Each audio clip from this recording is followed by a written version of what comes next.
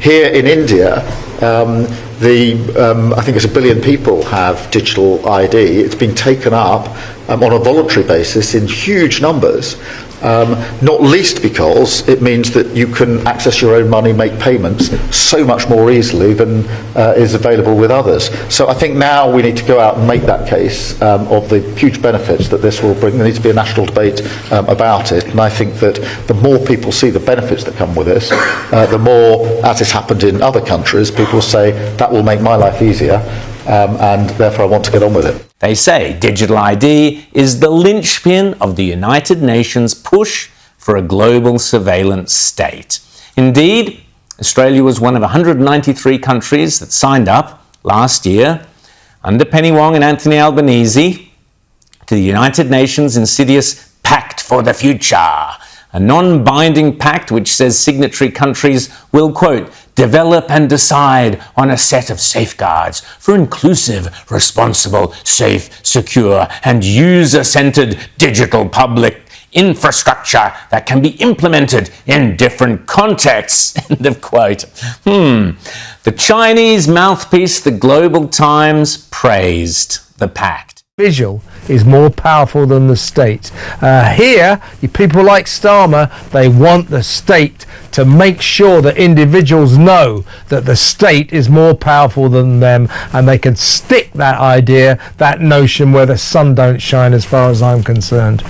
Absolutely, very well said. I mean, what they want to do is actually own us, manipulate us, and control every single thing we do. And it isn't just these ID cards, although that's the biggest symbol of their authoritarianism. It's other things like this obsession with giving children breakfast, some free breakfast for everybody. Yeah, so they're not free, of course. We're paying for them. They're not free because we're paying for them. But what that is doing, children, if they're being fed by the state, then children will have allegiance to the state. They will not have allegiance to their parents. And people who go along with this kind of stuff, and the people who go along with these cards, they are just giving away their souls to the state, and nothing is free. Like you say, those meals aren't free, but also these cards, nothing is free. They own you, and they will manipulate you, and they will curtail your activities. They will, if you are doing things they do not like, then they will punish you. We are heading to 1984. We're heading to Orwell's an Orwellian dystopia, and people,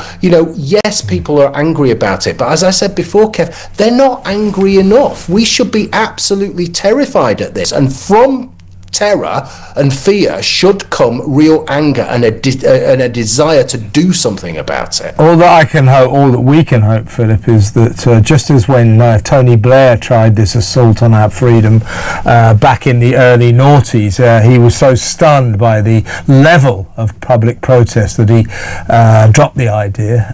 Hopefully, hoping against hope, this government will take the same hint and get rid of them. But you talk about the state control. Don't forget, we have an official system in this country where the government backs teachers who keep secrets about their pupils from the pupils' parents. Here's digital ID opponent Whitney Webb warning that the WEF, the World Economic Forum, are desperate for public-private partnerships linked to digital IDs. Essentially what this public-private partnership that the WEF is pushing for is for every person's access to the internet to be tied to a digital ID or a government-issued ID, but presumably a digital ID, just because of where government-issued ID programs are all going essentially around the world.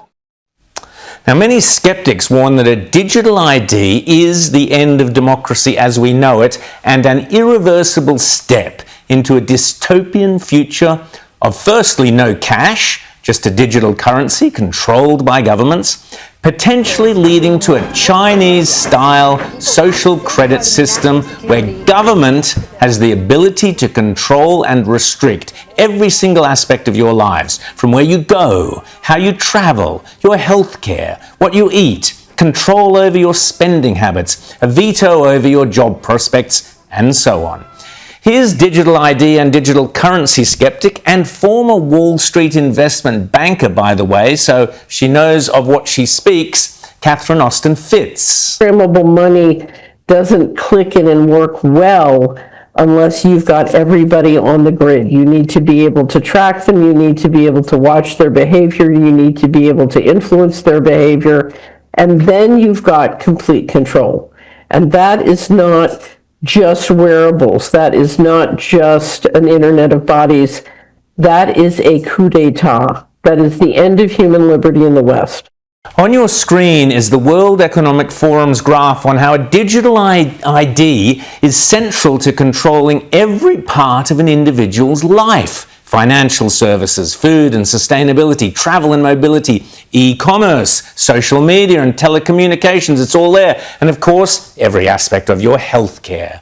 And what would that look like? Here's CEO of Pfizer speaking not long ago at the World Economic Forum, the WEF, for example, boasting about the latest pharmaceutical digital technology.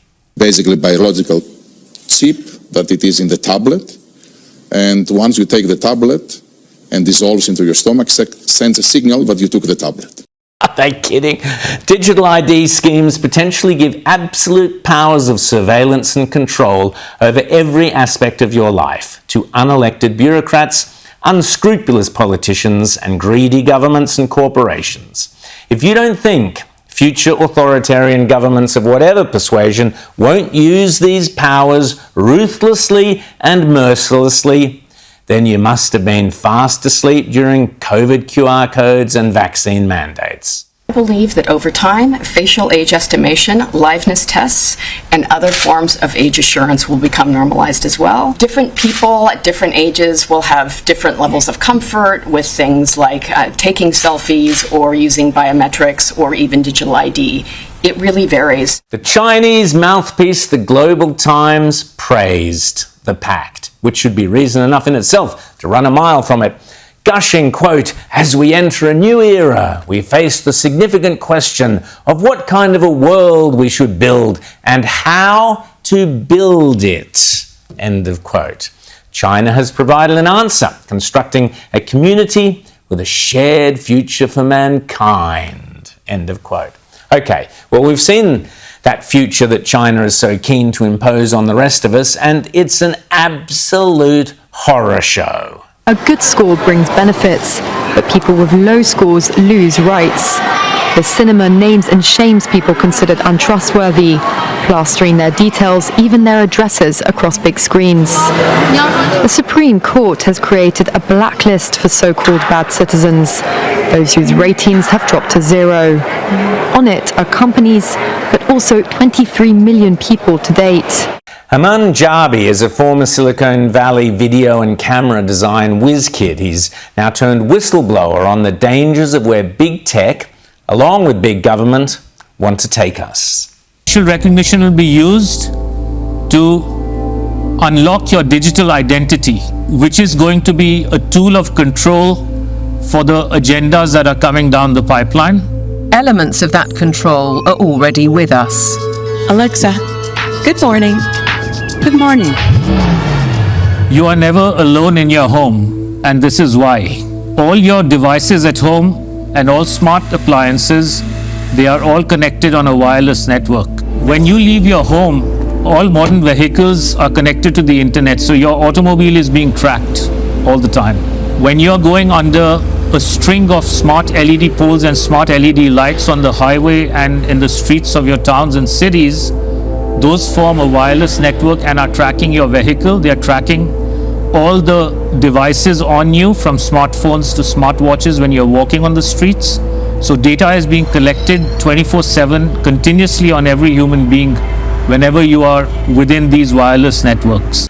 If Aman Jabi is correct, much of the dystopian technology to track and surveil us is already in place.